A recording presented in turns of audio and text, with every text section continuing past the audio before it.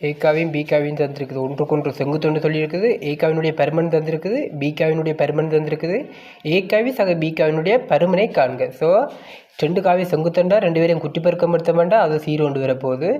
இந்த ஏகாவி சக பிகாவினுடைய பருமன் கேட்டுக்கொண்டபடியாக நான் 2 காவியும் அதே காவியை என்ன செய்கிறேன், குட்டி பெருக்கம் எடுக்கிறேன். ஸோ குட்டி பெருக்கம் எடுத்தோம்னா இங்கே என்ன வரப்போகுது, ஏகாவி சக பிகாவினுடைய மட்டின் வர்க்கம் மட்டும் வரப்போகுது. ஸோ இவரை நீங்கள் குட்டி பெருக்கம் எடுத்தீங்கன்னா ஏகாவினுடைய மட்டுகள் ஏகாவினுடைய வர்க்கம் சக 2 ஏகாவி டாட் பிகாவி சக பிகாவினுடைய பருமன் வர்க்கம் மட்டும் வரப்போகுது.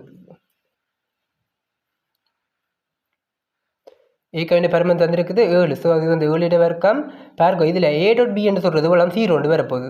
ஸோ வளம் வந்து 0. அங்கால பிகாவினுடைய பருமன் 24 வர்க்கம் மட்டும் வரப்போகுது. அங்கால ஏகாவி சக பிகாவினுடைய பருமன் வர்க்கம் இது வந்து 49, இது வந்து 576. அப்போ மொத்தம் 625. ஸோ ஏகாவி சக பிகாவினுடைய பருமன் வர்க்கம் ஈக்குவல் டு 625. ஏகாவி சக பிகாவினுடைய பருமன் equal to plus or minus 25. எங்களுக்கு ஒரு காவினுடைய பருமன பையம் ப்ளஸ்லாம் வரும், மைனஸில் வராது. ஸோ உங்களோட ஆன்சர் ஏகாவி சக பிகாவி இந்த பருமன் 25.